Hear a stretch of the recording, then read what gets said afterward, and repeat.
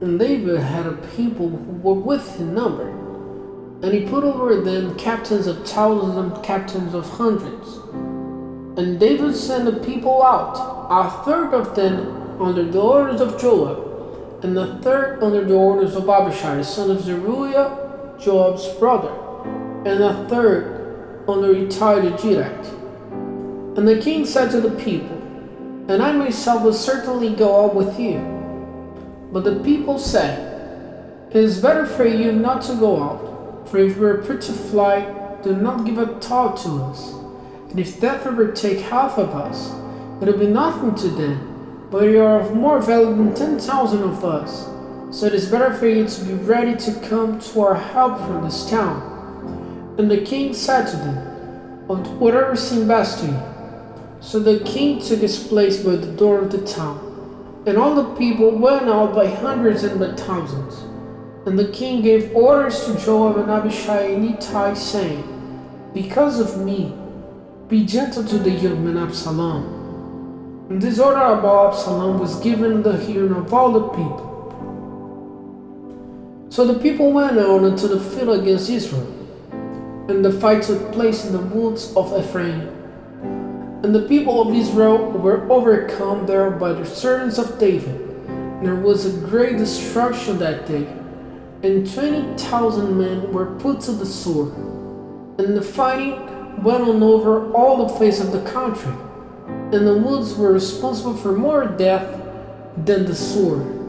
And Absalom came across some of David's men, and Absalom was seated on his mule, and the mule went under the thick branches of a great tree, and his head came fixed in the tree, and it was lifted up between earth and heaven, and the beast under him went on. And a certain man saw it, and said to Joab, "I saw Absalom hanging in a tree." And Joab said to the man who had given the news, "If you thought this, why did you not put your sword through him? I would have given you 10 bits of silver and a band for your robe." And the man said to Joab, "Even if you give me 1,000 bits of silver, I will not put out my hand against the king's son. For in our hearing the king gave orders to you and Abishai and Ittai, saying, 'Take care that the young man Absalom is not touched.' And if I had falsely put him to death, and nothing may be kept secret from the king, it would have had nothing to do with me." Then Joab said, "I would have made it safe for you." And he took 3 spears in his hand and put them through Absalom's heart while he was still living in the branches of the tree.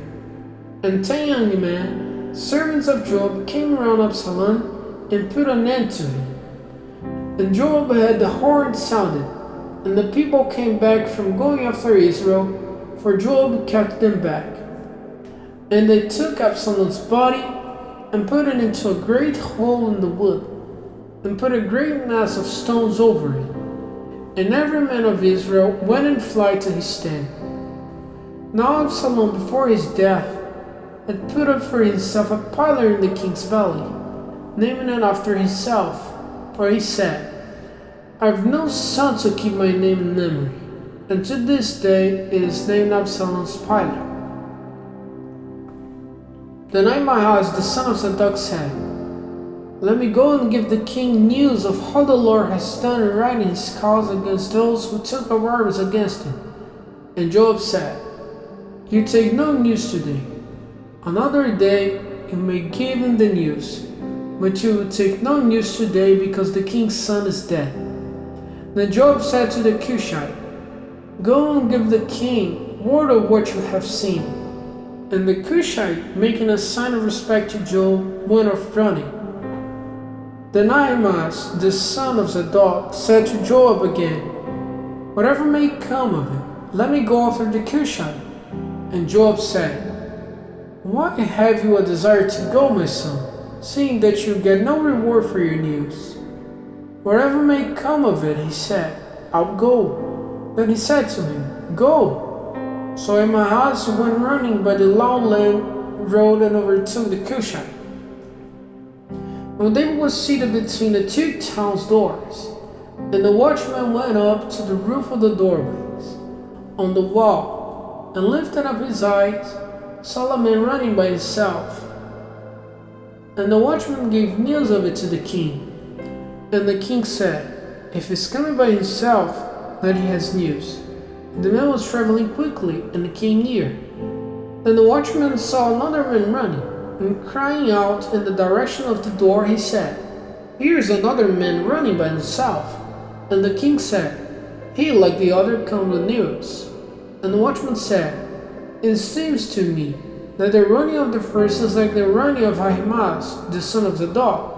And the king said, "He's a good man, and his news will be good." And Ahimaaz, crying out to the king, said, "It is well." And falling down before the king, his face to the earth, he said, "May the Lord our God be praised, who has given up the man who took up arms against my lord the king." And the king said, "It is well with the young man Absalom." And Ahimaaz said in answer, "When Joab sent me, your servant, I saw a great outcry going on, but I had no knowledge of what it was." And the king said, "Get back and take your place here." So turning to one side, he took his place there. And then the Cushite came and said, "I have news from my lord the king. Today the Lord has done right in your cause against all of those who took up arms against you." And the king said to the Cushite, "Is the young man Absalom safe?" And the Cushite said in answer, "May all the king's haters and those who do evil against the king be as the young man is." Then the king was much moved, and went up into the room over the door, weeping and saying, "Oh, my son Absalom, my son Absalom, if only my life might have been given for yours. Oh, Absalom, my son, my son."